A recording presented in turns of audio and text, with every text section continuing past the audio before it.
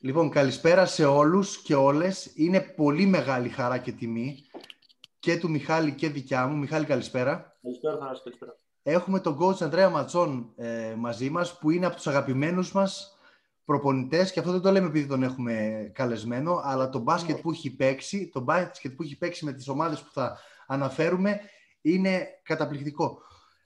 Coach, good evening. Good evening. Καλησπέρα σας. Καλησπέρα. Do you remember some Greek, perhaps? Σίγουρα. Μπράβο. We are delighted to host Mr. Mazzon, undoubtedly a very, very good, very successful coach, but also a likable man, a likable figure to the basketball fans here in Greece. Yes, exactly. I will start with the first question because we don't have much time. Tell me about your first, if I'm not mistaken, your first head coach job in Verona. Mm-hmm. This was in 1996, I believe, and you were only 30 years old. Is this 29, correct? yes. You started too early your coaching career. Did you play basketball professionally before? Well, I did play, but the team we play with, we had was I would say the best, junior team in Italy. Okay. Almost 70% of my teammates they became like professional players, very good player. One now is like the president of Venice team, Reyer Venezia. He's the president there. Another guy, very good players, really. And not much room. I was in the group, of course, but I always play, the 2-1 combo guard, stuff like that.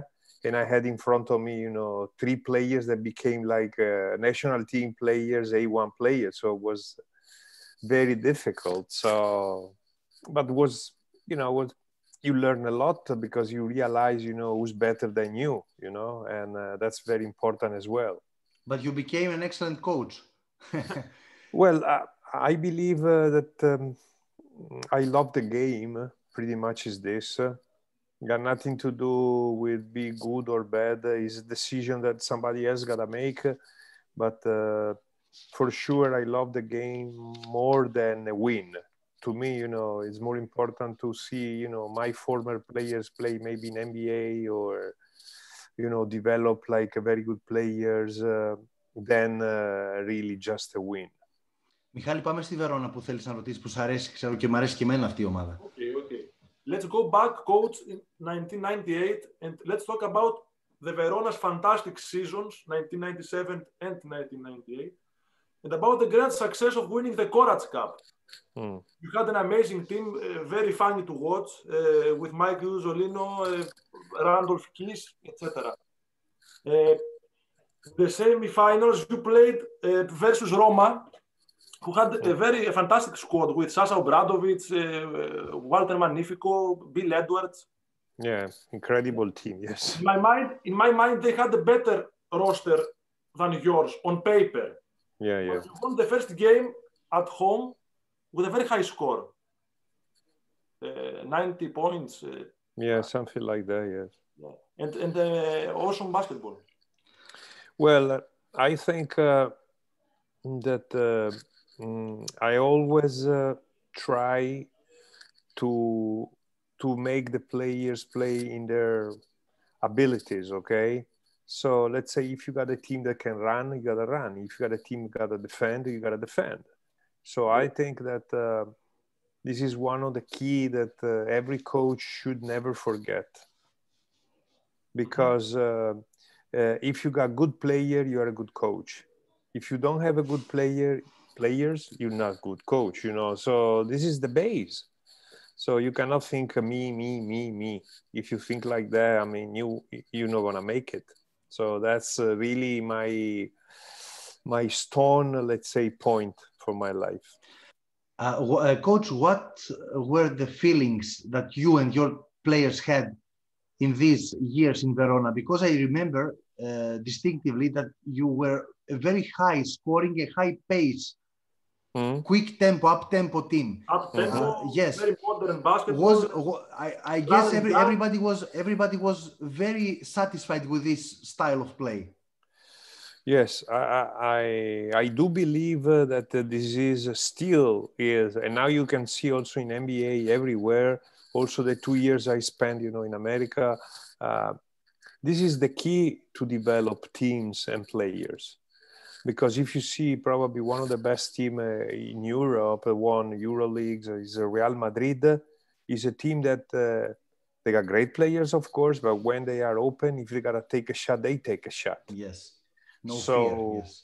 Yes. So if you are a great shooter, like, there are such shooters that can make shots anytime. So I don't understand really why they're not supposed to shoot, This is what I think. Of course, you got to have the idea of the pace of the game, as you say. You got to have the feeling that if you are 2 points ahead, 20 seconds, you cannot shoot the ball, of course. Of course. Basic rules, stuff. Yes. You got to understand the game, but still, if you are open, if you got chance to go, you got to go. Of course. Okay. Michali, let's go back then. Finally, you made the great miracle. You lost by 6 at home from Red Star. Mm. And then, in a hot atmosphere in Serbia, as the Serbians always have, you beat them by 9. Mm. How did this happen? How did you prepare the team? Mental preparation. I think the key was the tough defense on Igor Rakocevic. Yeah, for sure. We knew that Rakocevic loves to go right. In a game 1, we were under pressure, and in general, if you check the stats, for like 7-8 years in a row, the team who had the second game on the road won the European competition, either Uleb Cup or Korac Cup or stuff like that, because there's a lot of pressure to play the second game home, Yes. And we had crazy pressure on the first game. I was 30 years old, I was like a child, not really able to handle this. And in the second game, I really let the guys play. I remember Tofas Bursa versus Aris. They were very nervous. Yes. The same situation. Aris won the second game and they lifted the trophy. Exactly. But if you think this, and then if you think like Tanjevic with Stefanel, I think there are like some of your colleagues told me like 7 or 8 years in a row happens this. Yes. But, well, of course, we make big mistakes in a game 1. Topic 3-point shot. Yeah, great player for sure. I mean, that team, if you think that team, they could play easily like top 8 EuroLeague now. Yes. Easily. And Rakocevic really killed us with the right hand penetration. And what we did in a game 2 was like try to go under on a pick and roll and force him left as much as possible. And we really put him in trouble, and he couldn't really react. He scored 4.6. Yeah, something like that. He couldn't really react, and I learned a lot from that day, because basketball is also mind game, No, really, course, I mean, if you play the mind of opponents, sometimes, even if you are not as good as them, you can win. Coach, not always, but sometimes. Okay. After that, you go to Panionios. I have to tell you that you have a special place in my heart, because my apartment in Nea Smyrni is maybe 100 meters from Artakis indoor hall. So I love Panionios. That's one. But after making 2 great seasons with Verona, why Panionios? Why not a bigger team with a bigger, higher budget? Well, this is always, I've always been like that. Maybe I'm a dreamer and I'm still like that. But the truth is this. I had the chance to sign in Italy in Cantu. Okay. Okay. But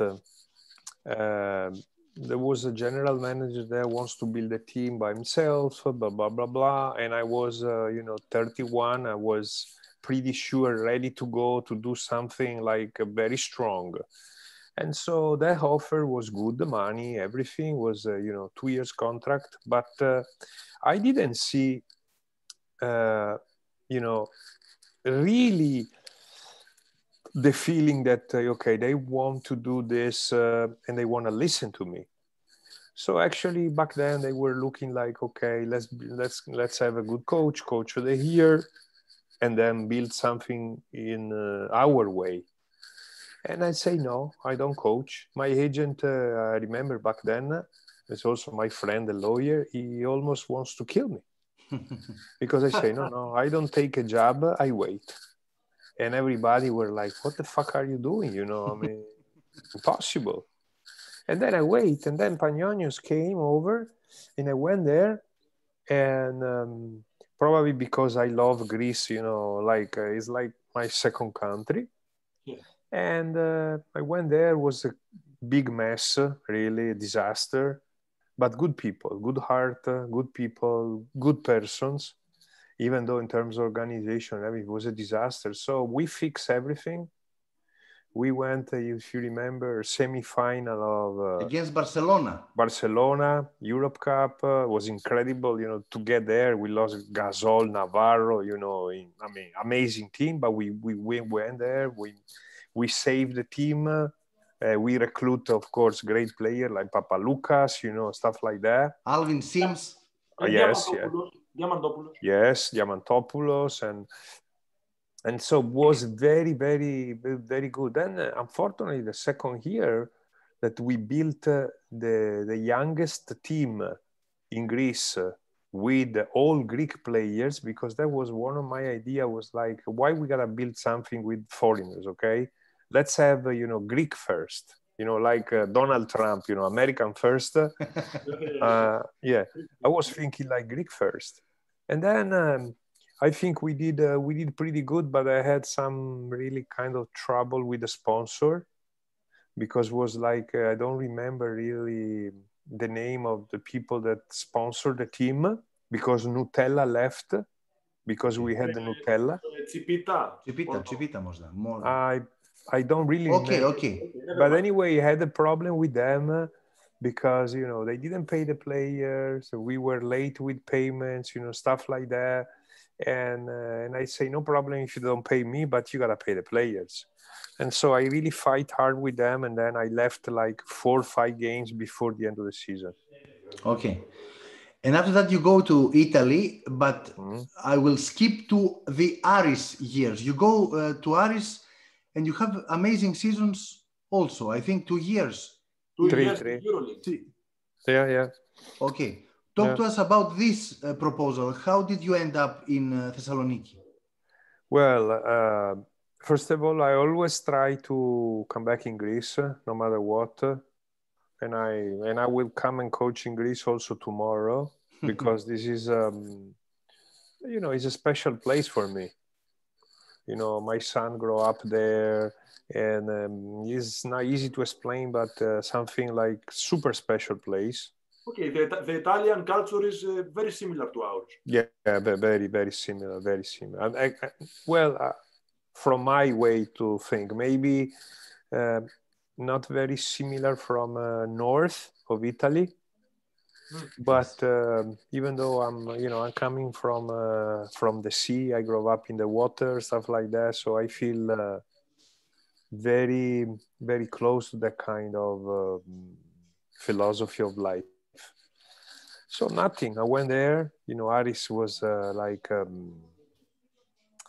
a dream to go to coach, and everything starts well. And what was very good there, that they were really listening what we were looking for. I was coming from like 3 great seasons in Italy, Napoli. I had, 2 of my players in that team in Napoli now are assistant coach in the NBA. One is Mike Pemberty, last year won with the Lakers, the NBA championship. The other one is assistant coach, Jerome Allen, is assistant coach in Boston Celtics. Yeah. Did you go And to then, the EuroLeague? To the EuroLeague with Napoli? Napoli, yeah, we took the Euro Cup spot. Because EuroLeague in Italy back then was only for the winner of the league championship. The second okay. Or third place. I don't know. Napoli, no, we finished like fifth, I think. We make a playoff. We finishing final of Italy Cup.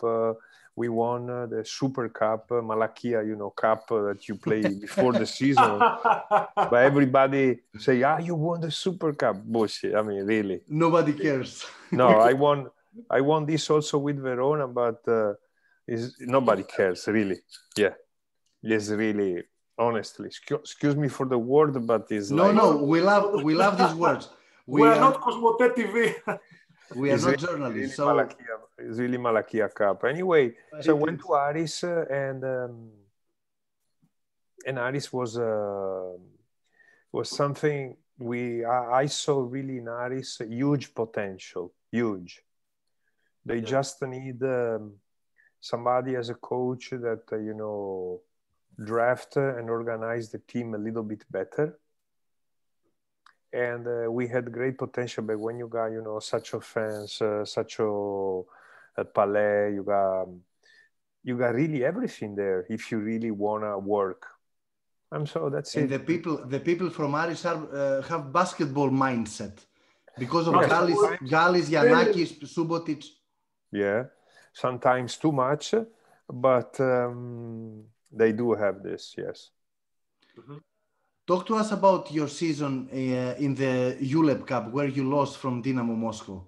Dinamo Moscow, we should tell to our friends that they had a fantastic team with coach Ivkovic, Fotsis, Lazaros, Papadopoulos, Ruben Douglas.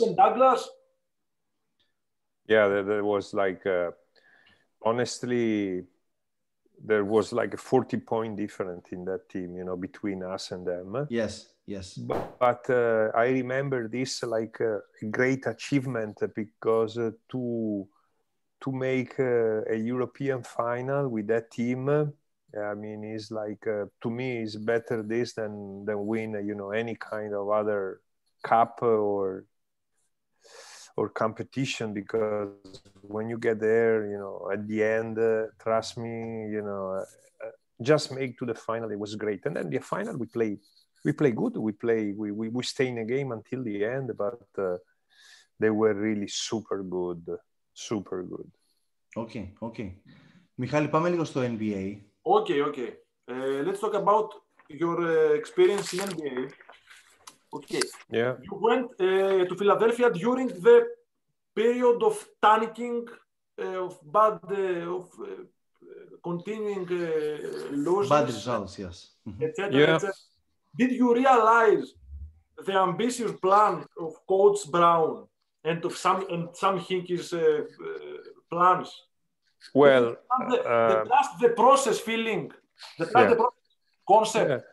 Yeah. Yes. Okay, I gotta make this. I work, I would say like 30 years, 25 years of my life to try to go and coach in America. Okay, it really was like my dream from the childhood. Okay, so I was the youngest and the first European ever attended to pre-draft camp. In Chicago every year. When I was like 25, I was there already.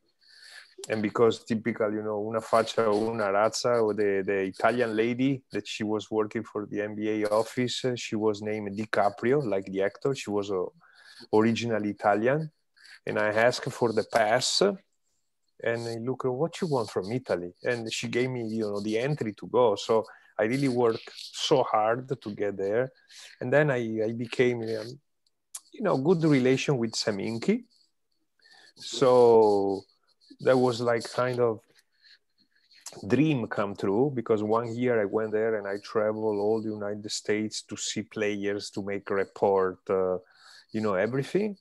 And then the second year they hired me like coach development and assistant coach to coach the league, and then assistant coach to the first team. It was amazing, really. The feeling was like, trust me, incredible, because I have a chance to go there is like a dream. But of course, I could not realize why they were lose so many games, because 2 years I've been there, like they lost like 80% of the games. Yes. And to me was totally different. And when I was talking to them and say, guys, fuck, here they fire everybody if you lose like that. And they say, no, don't worry, this is the process, and process bullshit. They fire everybody. That's the truth. Yes, you want to win and they wanted the losers.